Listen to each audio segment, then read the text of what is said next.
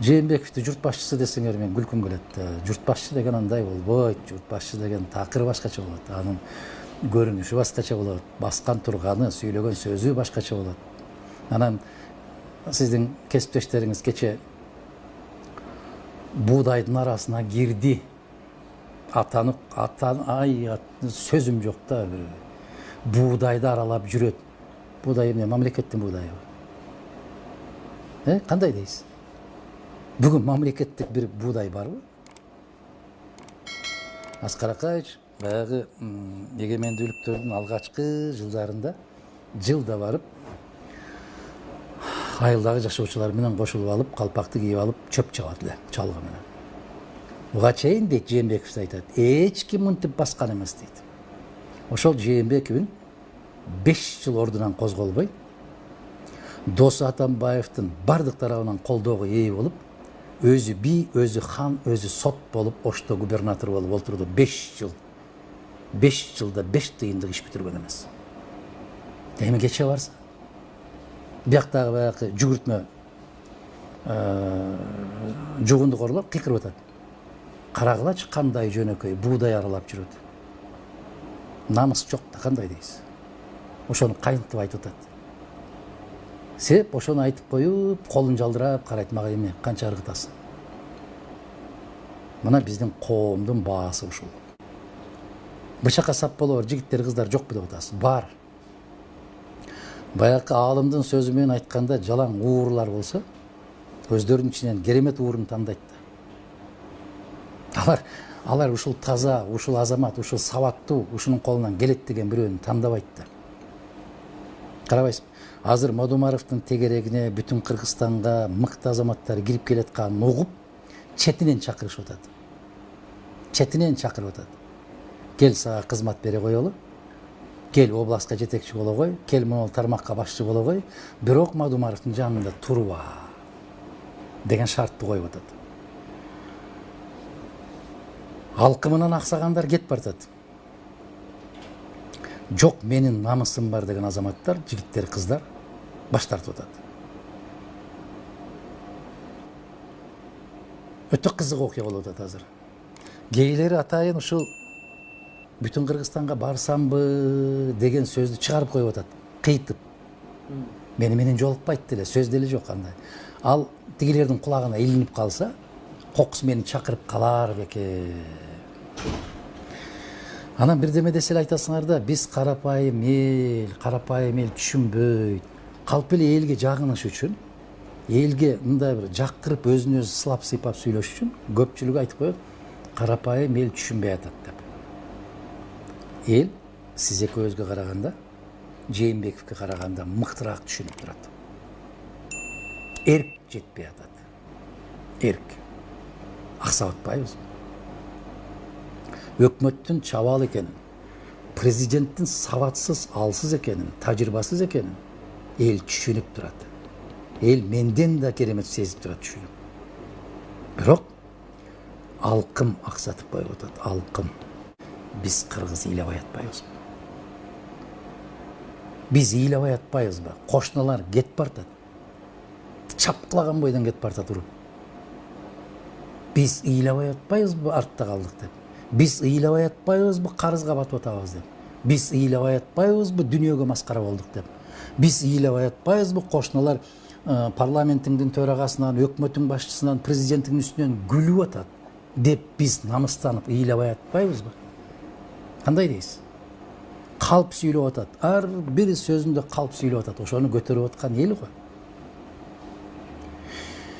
Иттей сөгүп атат кыргыз. Бүгүн бийликти. Келгиле революция кылалы деп кыйкырып атат. Бир күн бар революция кыла турган деп айттым мен өткөндө. Бул шайлоо күнү. Шайлоо күнү өкмөт ошол бийлик тарабынан бараткандардын баарын казанын оодарып койсоң, бүттү. Революция болду деп эсепте. Тып-тынч, мыйзам ченемдүү, бүтүн дүнүйөгө көрсөтөсүң, өтө маданияттуу, сабаттуу калк катарында бийликти керемет алмаштырып койдуң. Ага таш көтөрүп, таяк көтөрүп, көчөгө чыгуунун, кыйкыруунун, жол тосуунун кажети жок. Шайлоо күнү унчукпай бар дагы. Билесиң уурлар экенин. А бирок сен ошол уурларга кошо сен да уур болуп атпайсыңбы, ошонун акчасынан жеп атпайсыңбы? Кандай дейсиз? Чыгуунун жолу деп сурайсыңар менден. Чыгуунун жолу ушул. Кыйкырба, бакырба, жол тоспо, талкалаба. Шайлоо күнү бар дагы. Баягы Рахман Разыков айткандай, эми кайсы бет менен келесиңер дегендей, кандай чүмбөттү тагып алып, бет капты тагып алып барса дагы оодарып кой казаны. Бүттү. Бирок ошо шайлоонун жыйынтыгы кандай болот? Ошого да ишенич чоң болот. Муну силер жардам берип атасыңар элге. Шайлоон мен барсам деле шайлоонун жыйынтыгы башкача. Жок, сен барбай койгондун кесепетинен ошондой болот. Эгерде сен барып, мыйзам бар, өзүңдүн добушуңду берип, өзүң ошол жерге эки байкоочуну коюп, баягы Корейдин кара жашыгы чыгарып берген кагазды көтөрүп алып чуркап кетип сабатсыз болбой, токто, кол санайбыз. Мен муну Корейдин кара жашыгына ишенбейм. Муну тök. Мен кагазды көрөйүн колум менен өзүм санайын. Деп санап, моунча экен көрдүңөрбү? 3 кишиге көрсөт. Көрдүк. Кол кой. Мөөр бас. Ким өзгөртө алат? Эч ким өзгөртө албайт. Эч ким өзгөртө албайт. Мына ошондой талаптарды коёюн деген жигиттер менен кыздар болсо, акырын четке чыгарып туруп, чөнтөгүнө тыйын салып, бара берчи. Эмне кыласың? Бара берчи, биздин эле ушул жер өзгөрүп кетсе эле бирдеме болмок эле. Кой андан көрө, мен муну алда бара бер. Десе, алкымдан аксап алып кетип калып атпайбы? Мына оорунун эң башталгыч жери кайда жатат? Коррупцияга каршы күрөшөм дейт. Коррупцияга каршы күрөшө албайсың, себеп сен өзүң коррупция жолу менен келгенсиң. Элдин добушун сатып алуу бул коррупция. Мыйзамда көрсөтүлгөн акчадан тыш акча сарптоо бул кылмышкерлик. Бүгүнкү президенттик макамда олтурушунун өзү чоң суроо жаратат. Себеп мен эмес, анын аппарат, анын штабынын жетекчиси болгон Фарид деген бир жигит Ниязов өзү кыйкырды. Фонддон сырткары эбегейсиз көп акчалар кетти Жээнбековден деп. Эсиңиздеби? Эмне болуш керек? Легитимдүүлүк жөнүндө маселе болуш керек. А эгер сиз бир эле момундай бир бирөөгө таандык болгон кесени уурдап алсаңыз, сизди ууру деп атпайбы? Ууру деп атат. А сенин келечегиңди уурдап кеткен кишини сен ууру дей албайсыңбы? Ууру эки түрдүү болот экен. Бирөө сенин буюмуңду уурдайт, бирөө сенин келечегиңди уурдайт. Түшүнөсүзбү? Сенин балдарыңдын, сенин неберелериңдин тагдырын, келечегин уурдайт. А ошол ууруларды эл көтөрөт, башына көтөрүп алып. А бир кесеңди уурдап кеткен ууруну. Өлүңдү көрөйүн, мына ол ууру экен. Атаңды озурайын, мына ууру экен деп көкүрөгүнөн түртөт. Болгону кесеңди уурдаптыр. А сен келечегиңди, өлкөңдү, тагдырыңды уурдап кеткен кишини неге көкөлөтөсүң колуңа көтөрүп алып? Же буга да чоң көп акыл керек түшүнүш үчүн. Мына ошол келген депутаттар, келген министрлер болсо да сен добушуңду 1000 сомго саттыңбы? Ошол депутатка. Ал депутат келип сенин келечегиңди $1000 сатат. А ошол $1000 ким сатып алат дейт? Министр сатып алат. Эмне үчүн? Добуш алат. А ошол келген министр сенин келечегиңди $10.000 сатат. А ошону министр кылган президент өлкөнүн тагдырын, өлкөнүн келечегин миллиондогон долларларга сатат. Демек, булактын башы сен экен го. Коррупция сенден башталып атпыр го. Коррупция менден башталып атат. Мен добуш берип ит болуп атам. Мен алкымымды тыя албай атам деп ар бир кыргызстандык өзүнүн мындай караш керек дагы, жоопкерчилигин сезиш керек.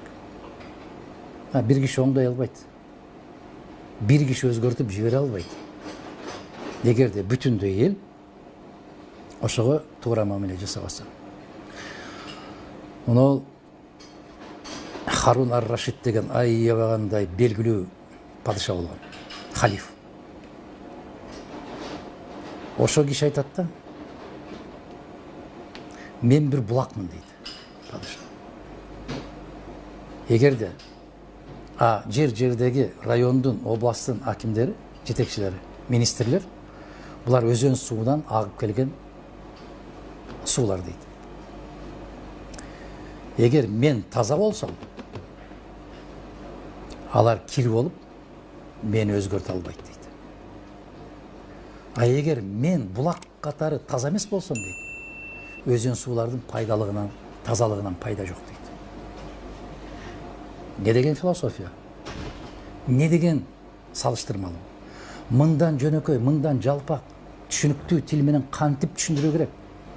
Мага көпчүлүк сиздин кесиптештериңиз айтат да, сиз мындайраак жалпак тил менен түшүндүрсөңүз деп. Мындан жалпак кайсы тил бар?